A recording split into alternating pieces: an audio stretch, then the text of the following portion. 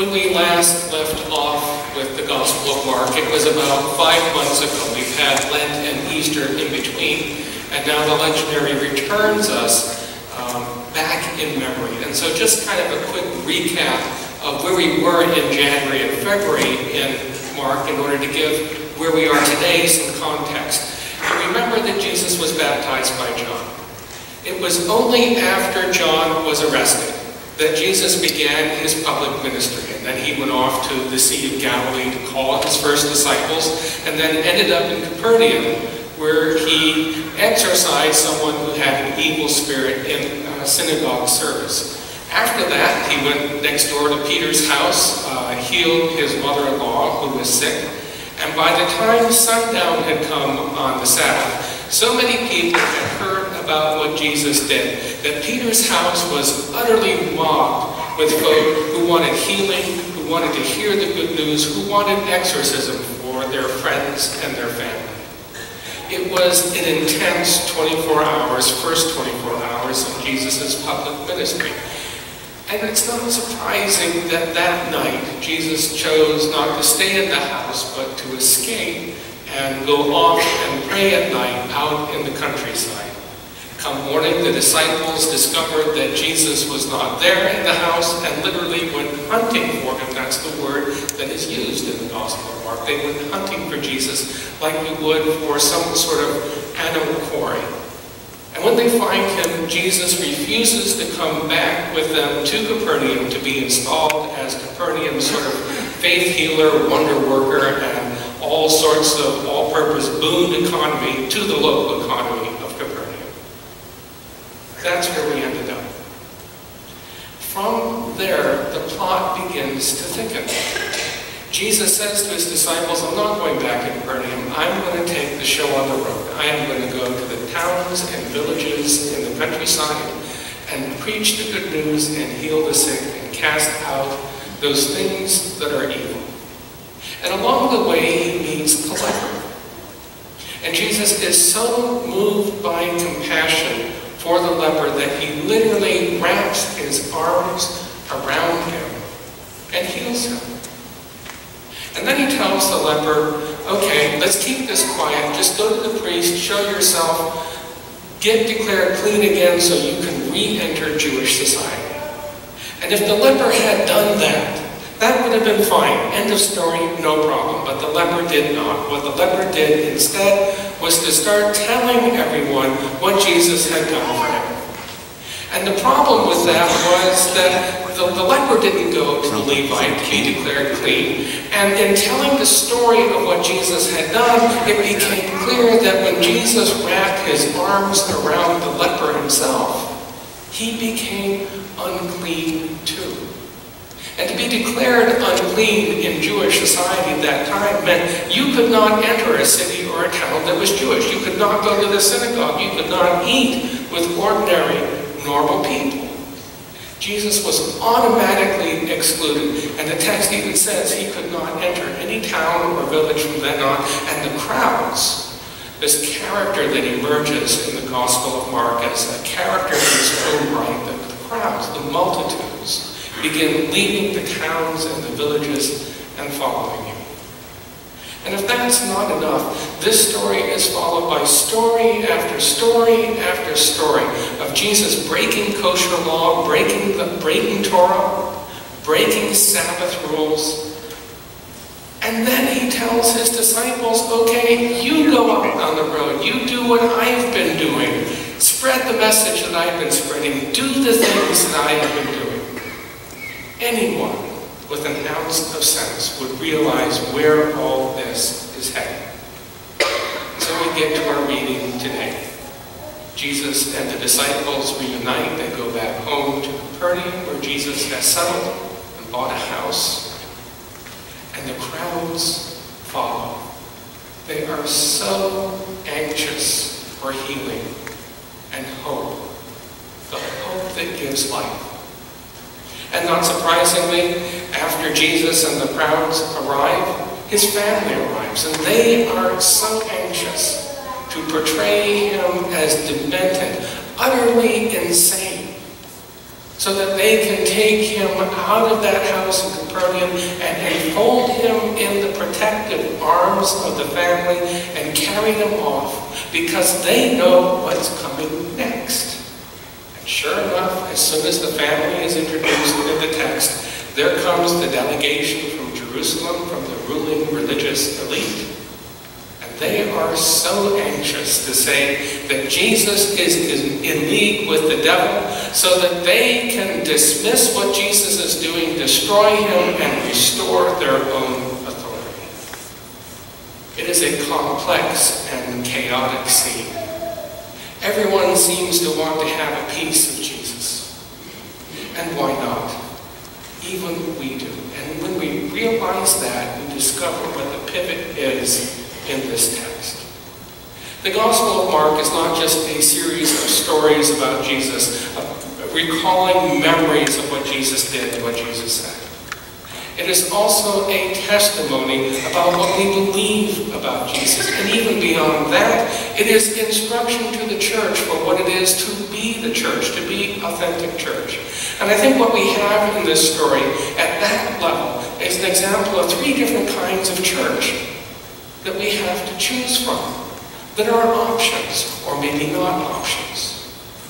And the first option is that of the religious leaders, what we might call the church of harsh expectations. And we know what that church is like very well in the UCC. Every time we have a new member class, there is always someone who will share a horror story about what church was like before, where there was orthodoxy, right teaching, right thinking, right speaking, where there was orthopraxis, the other fancy Greek word for right action, right behavior.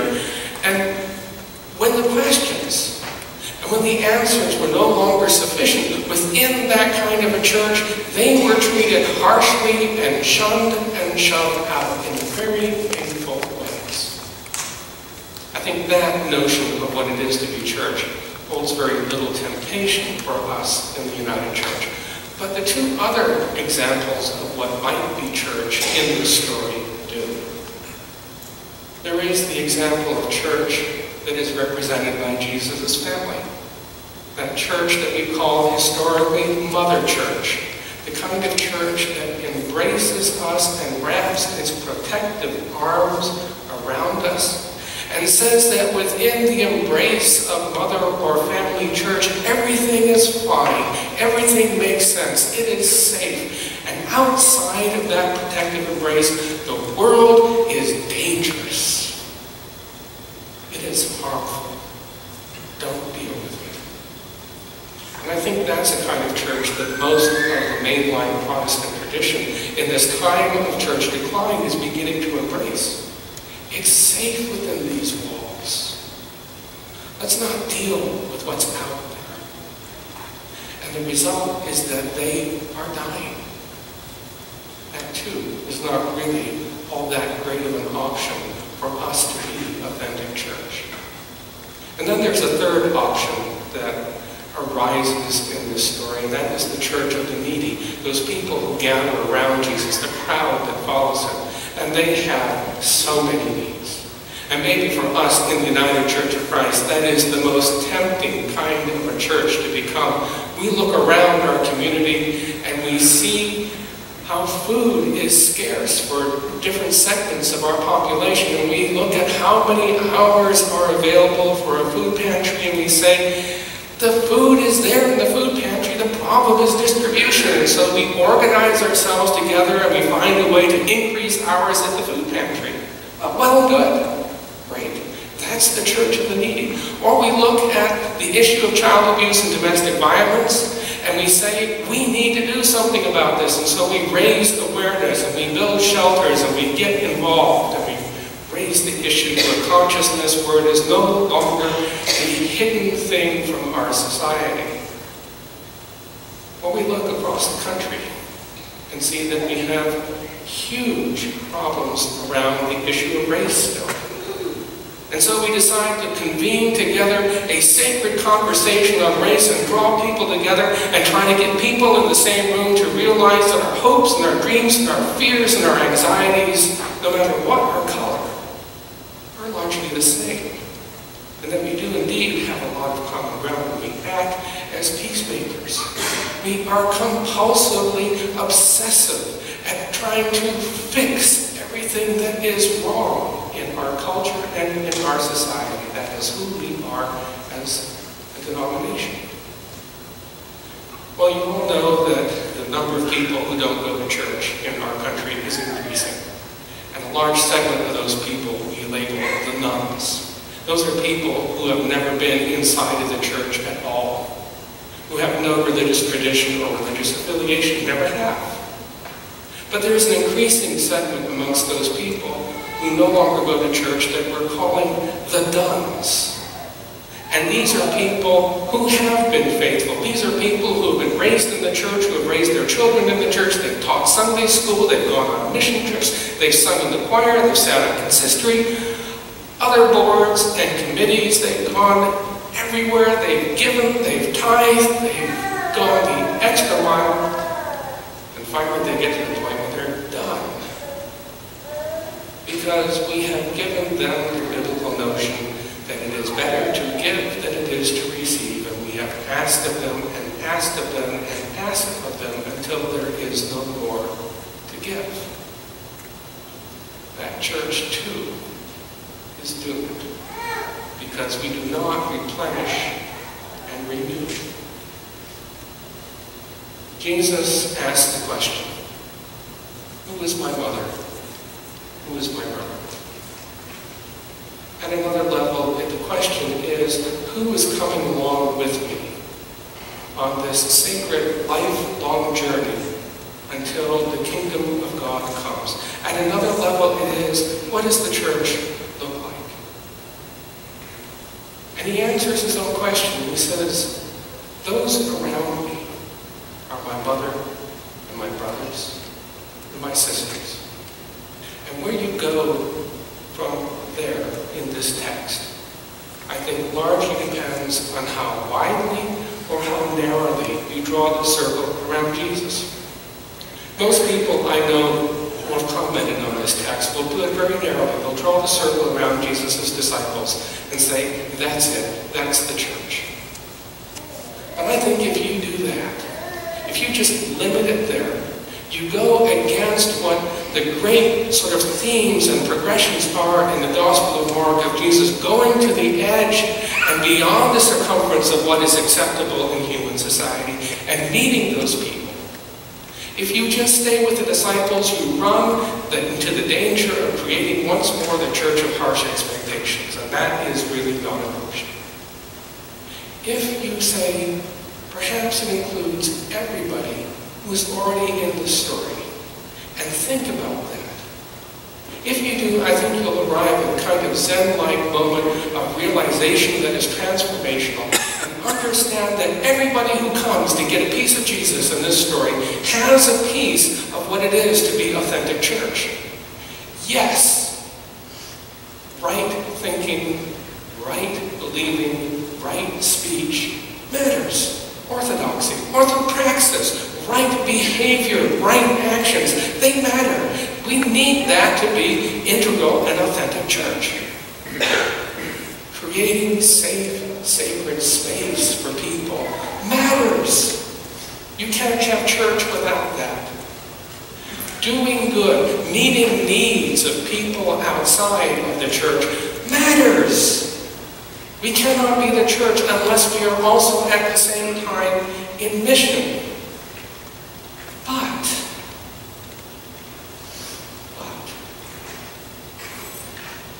okay. I'm going to give you a little piece of advice about cooking. You will never hear on any TV show. I can teach people to start cooking. I can teach people how to make food jump in a sauté pan. I can teach people how to make the right marinades, and put things in the oven, and put ribs in a smoker. Easy. I can teach people how to start cooking. But you want to know the difference between good cooking and great cooking? It's knowing when to stop. It's knowing when to pull something out of the cooking process and stop it and prevent it from getting overdone. I guarantee, you know that lovely aroma that you smell in your houses when food is cooking? By the time you smell that, your food is overdone. The issue is stop. How to stop. And I think it's the same thing when it comes to church. What is the difference between good church and great church? It's knowing when to stop. Yes, words matter. Our behavior matters. But we cannot imagine that our words and our behavior have the entire lock on the truth. That there is no other truth, that there are no other answers beyond the ones we have ourselves formulated. We must allow space for that. Yes. Allowing sacred, protective space for people to gather matters.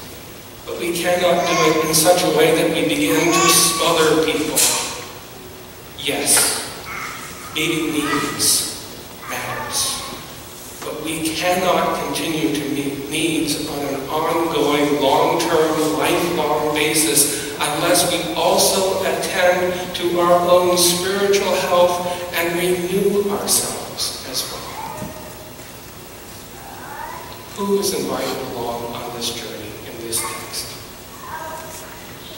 It's everybody.